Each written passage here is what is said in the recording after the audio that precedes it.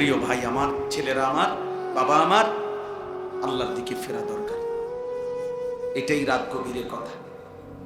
আল্লাহর দিকে আমাদের ফেরা দরকার। আমাদের আল্লাহই আমাদের সমাধান। আজকে ৭৭ বছর যাবৎ ফিলিস্তিনের মুসলমান নির্যাতিত। ৭৭ বছর একদিন। কাশ্মীরের মুসলমান আজকে ৭৮ বছর নির্যাতিত। ৬১ বছর ধরে রোহিঙ্গা মুসলমান নির্যাতিত। কাজেই এই পৃথিবীর জাতিসংঘ বলেন আর ইউরোপ বলেন, ওইসব কোনো বেঈমান আমাদের মুসলমানের কোনো সমস্যার সমাধান করে দিবে না। দিলে এতদিনে হইতো। আমাদের সমাধান আমাদের আল্লাহ, আমাদের সমাধান আমাদের আল্লাহর আনুগত্য, আমাদের আল্লাহর কাছে ফিরে আসা, এটাই আমাদের সমাধান। আমরা সেজদা না দিলে, চোখের পানি না ফেললে, দোয়া না করলে আমাদের বিজয় আসবে না। বুঝেন নাই কথাটা? তোমরা একটা ছেলে হলেও ভাই, আমি জানি সবাই একসাথে পরিবর্তন হবে না, কিন্তু একজনই ভাই বোন, যদি কেউ একজন বোঝো আলহামদুলিল্লাহ, এই একজন দুইজন করেই প্রয়োজন পরিমাণ মুজাহিদ, আল্লাহর দ্বীনের জন্য জানবাদ সৈনিক তৈরি হয়ে যায়। এ দেখে না, ঠিক সময় মতো আল্লাহ তাআলা ইমানের বিজয়ের জন্য যাদেরকে দরকার, আল্লাহই তাদেরকে আলাদা পছন্দ করে নিবেন।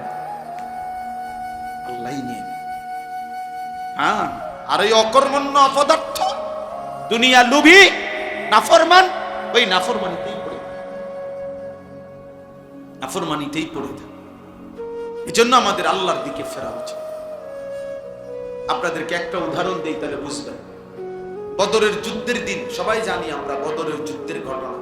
নবী সাল্লাল্লাহু আলাইহি ওয়াসাল্লামের বদরের যুদ্ধের দিন নবীজি ৩১৩ জন সাহাবীকে আল্লাহ নবী সাল্লাল্লাহু আলাইহি সাল্লাম যুদ্ধের ময়দানে যখন দাঁড় করাইছেন, হাদিসে স্পষ্ট আছে, বুখারীর রওয়ায়াত, আমি নিজে পড়াইছি, বুখারী শরীফের হাদিস। নবীজি সাল্লাল্লাহু আলাইহি সাল্লাম ৩১৩ জন সাহাবীকে বলছেন, তোমরা দাঁড়াও, আমি না বললে যুদ্ধ শুরু করবা না। তো নবীজি এই কথা বলে পিছনের দিকে আসছে। পিছনে আইসা আল্লাহ নবী সাল্লাল্লাহু আলাইহি ওয়াসাল্লাম পাহাড়ের তলদেশে সমান জায়গায় সেজদা দিছে। এক নাম্বার, চোখের পানি ছেড়ে কান্না শুরু করছে, আর আল্লাহর কাছে একটা দোয়া করছে বারবার, আয় মাওলা, তোমার জাতের কসম মাওলা, আমার এই লোকে অল্প কয়জন, আমার মক্কার 13টা বছর আমি রক্ত ঝরিয়ে দিবা নিশি মেহনত করে আমি মদিনায় আসছি, আর এই মদিনার এই 6 মাসের ব্যবধানে আজকে যুদ্ধ, আমার পুঁজিয়ে ৩১৩ জন, আমার আর লোক নাই, আমার আছেই এ কয়জন। এই হাদিসে আছে, নবী বলছে কাঁদতে কাঁদতে, সেজদা দিয়ে দোয়া করতেছে আর বলতেছে, আল্লাহুম্মা ইন তুহলিক হাযিহিল ইসাবা লান তুবাদা ফিল আরদ। আয় মাওলা, আজ যদি আমার এই ছোট্ট কাফেলা ৩১৩ জন, এই কাফেলা যদি ধ্বংস হয়ে যায় আপনার দুশমনের হাতে, তাহলে আপনার এই জমিনে আপনার ইবাদত আর হবে না। কে করবে? আর আমারে আপনি বেইজ্জতি করেন না, আমারে আপনি অপমান করেন না মাওলা, আমার এই অল্প কয়েকজনকে আপনি ধ্বংস করেন না। মাত্র 8টা তরবারি, 2টা ঘোড়া, এই ছিল পুঁজি, আর কিচ্ছু নেই কারো কাছে, আর কিছু নেই। 8টা তরবারি ছিল 8 জনের হাতে, 2 জনের কাছে 2টা ঘোড়া ছিল, আর বাকিদের কাছে কিছুই ছিল না। কিন্তু নবীজি কি করলেন? 3টা কাজ করলেন। 1, সেজদা দিলেন। কি দিলেন? 2, চোখের পানি ফেললেন। 3, দোয়া করলেন। এই সেজদা, চোখের পানি, দোয়া, এই 3 জিনিস নবীজি যখন পূর্ণ দিলেন, আল্লাহ তাআলা জিবরাইলকে পাঠাইলেন। পাঠিয়ে জিবরাইল বললেন, কোরআন নাজিল করলেন, ফাস্তাজাবা লাহুম রাব্বুহুম, বন্ধু আপনার দোয়া কবুল হয়ে গেছে। আন্নী মুমিদ্দুকুম বিআলফিম মিনাল মালাইকাতি মুরদিফিন, আল্লাহ বলেন, বন্ধু 1000 ফেরেশতা যুদ্ধের সাজে সজ্জিত আমি আপনার সাহায্যের জন্য পাঠাইলাম। তো এরপরে মুসলমানের বিজয়। তাহলে মুমিনের বিজয়, মুসলমানের বিজয় সেজদা। কিসে? চোখের পানি, দোয়া, দোয়া। আমাদের চোখের পানি, আমাদের সেজদা, আমাদের দোয়া, আমাদের জিহাদ, আমাদের কিতাল, আমাদের আল্লাহর জন্য জান দেওয়া, এটাই আমাদের বিজয়। এর মধ্যেই ঈমানের বিজয়। আর একটু সবর করো, তোমাদের অবাধ জিনা ব্যভিচারের জন্য একদম প্রকাশ্য ব্যবস্থা করে দিচ্ছি। আর একটু সবর করো, আর একটু সবর করো। তাইলে ভেবে দেখেন, পিছনে বেঈমানের মদদ, কাফের মুশরিকদের মদদ ছাড়া তারা এটা করতে পারে? তাহলে আমরা কোথায় আছি? আমাদের এত মসজিদ, এত মাদ্রাসা, এত আজান, আমরা এত বিপুল পরিমাণ মুসলমানের সামনে দাঁড়াইয়া আল্লাহর কোরআনের বিরুদ্ধে এত বড় কথা বলতে পারা, এই সাহস এই বেঈমানরা কোথায় পাইল? বলেন। গত 2 দিন আমি উত্তরবঙ্গ ছিলাম, কুড়িগ্রাম, লালমনিরহাট, দিনাজপুর, গাইবান্ধা, 4 জেলা সফর করছি, বয়ান করছি। সেখানে নিজ চোখে দেখছি প্রকাশ্যে একেবারে খোলামেলা ওপেন আপনার খ্রিস্টানরা মুসলমানদেরকে খ্রিস্টান বানাচ্ছে। কসম আল্লাহ, শুধু দিনাজপুর জেলায় 793টা গির্জা আছে, একটা জেলা বাংলাদেশে খ্রিস্টানদের গির্জা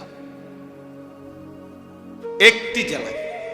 সব মানুষগুলোকে অভাব, দারিদ্রতা, এই ভয় প্রলোভন দেখায় নির্দিষ্ট মাসিক ভাতা, বিভিন্ন ভাতা, টাকা পয়সা দিয়ে প্রকাশ্যে।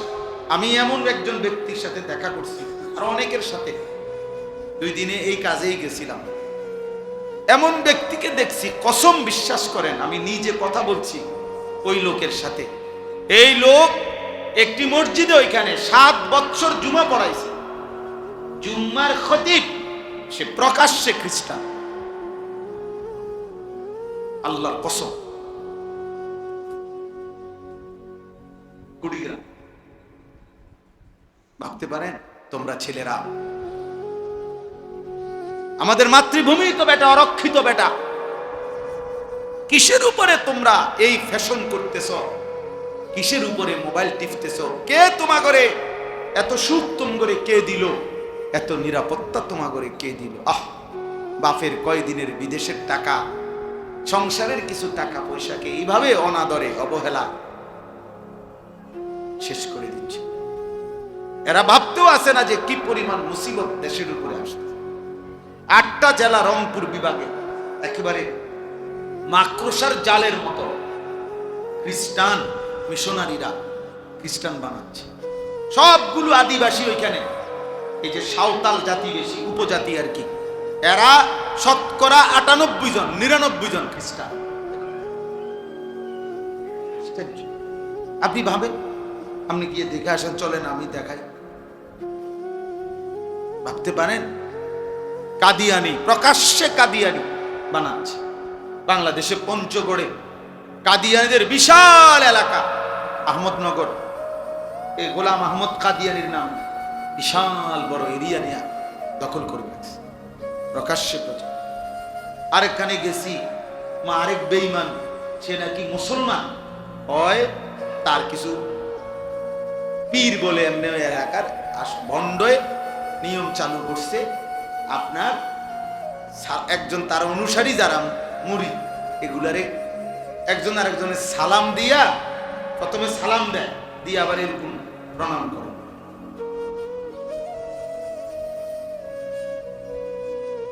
কি এটা কি? আমাদের দেশে দেখেন ওই অনেকে মাজার দেখলে এরকম করে, এরকম কেরম জানি চিনজি মিঞ্জি তো দেখি অনেক সময়, হেঁটে কইতে হেঁটে কি করছে।